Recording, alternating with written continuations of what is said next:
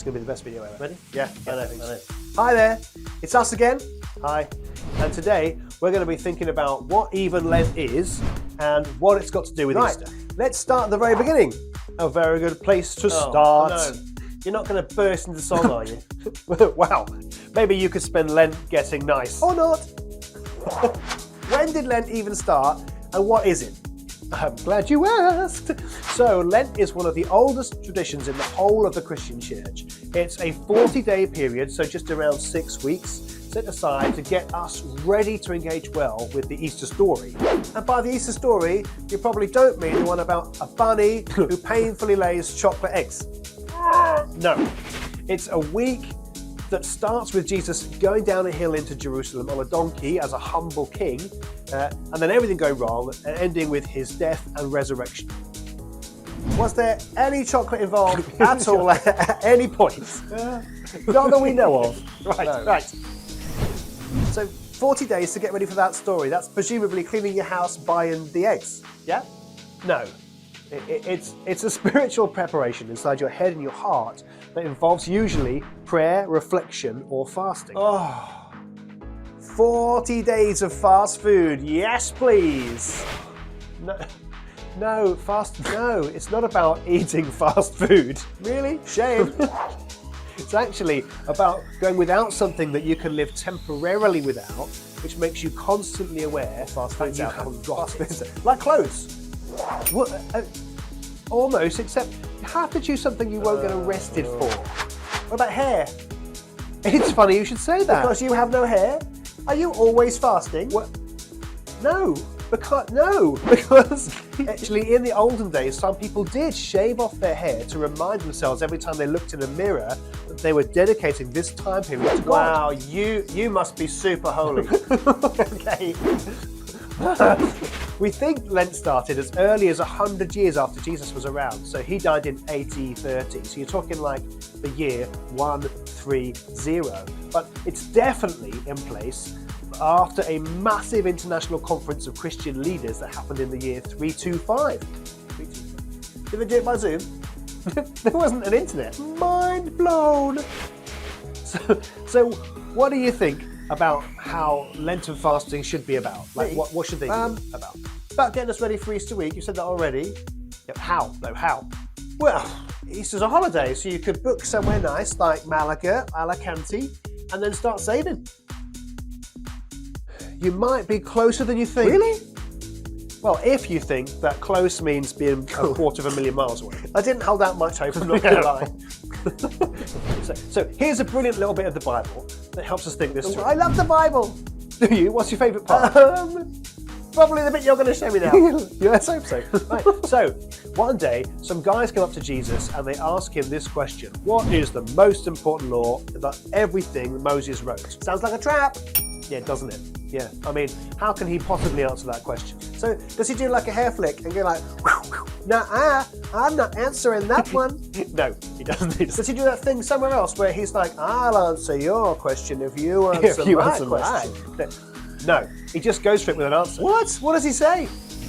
He says, the most important commandment is this. Hear, O Israel, the Lord your God is one, and you must love the Lord your God with all your heart, all your soul, all your mind, and all your strength. The second is like it. Love your neighbor as yourself. All of the scriptures hang on these two pegs. #genius. Yeah. It's like he helped write the whole thing and has it all on his head. Isn't it? So how does that help us think about Lent or fasting? Okay, well, think about getting ready for Easter week more like getting yourself into a really, really strong spiritual position. Like a clever yoga move? Like what then? Like focusing on some of those things for 40 days. Okay, I think I'm getting there. I think you're slowly dragging me into a place of wisdom. Dragging the word. Okay. Explain the first one. Okay, they do overlap with each other, but it's a good place to start. Okay, so love God with all your heart, soul, mind, strength. What do you think those four might mean? How can you do that? Okay.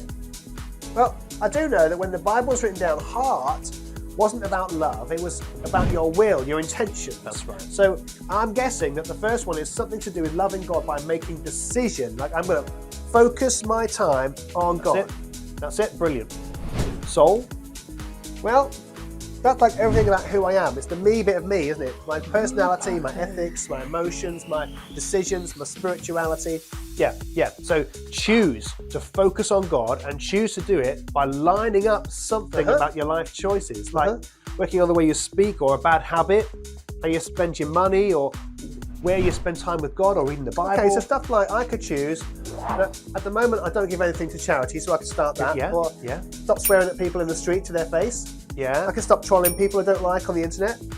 I can stop eating my toenails on the bus journey. I mean, in fairness, you probably shouldn't do any of those things already. Okay? But how's that about loving God? Like, I don't understand that. Oh, well, I mean, in theory, everything you do, the whole way you live is about how you worship God. It's not just about having a service. It's about your attitudes, your actions, your reactions. All of it is part of how you live, like you want God to be part of your life. So honestly, anything you choose works, but there's something powerful about drawing close to God purposefully with the Bible and prayer. So heart, soul, mind. Lots of people decide to use this 6 weeks to read something or to do a course or study the Bible. Something that helps them understand God better. Okay. Mind and strength. I mean, I'm already pretty buff. Strength is more about self-control, really. And that's where the no chocolate that's where the no comes in. chocolate thing comes in. So, if Lent is all about wanting to draw close to God and be super aware of your relationship with Him and how you rely on Him, then having something like food and music, social media that's missing for 40 days, every time you miss it, you have to exercise that self-control and remember you're doing this to draw close to God. And you start to feel God around you more. It's super powerful. But no food for 40 days is like super dangerous. Yes. That's why people do things like no junk food or no fizzy drinks, no food that when it's daylight, or some go veggie or vegan. Right. Nailed it. So that's all about you and God, okay? But Jesus said it's equally as important to remember you and loving your neighbor as yourself. So what could you do this Lent that means you are making a difference in the community in which you live? Like what? Oh, well, that's for you to decide. Find some way of making a difference and commit to do it for 40 days. And by the end of the 40 days? Oh, honestly, if you choose one up, one in, one out, and you do 1, 2, or 3 of those three things. What do you mean? One up, one... What? One up, work on your relationship with God. One in, work on develop something or heal something in you. And one out, serve need in your community. You choose either up, in, or out, or you choose 2 of them or all 3, and do one of each. Honestly, by the time Easter comes around, if you are doing that, you will feel so alive in your faith. Brilliant. So there we go. Lent, one up, one in, one out, all to draw closer to God. What will you choose to do? See ya. That was good. Yeah.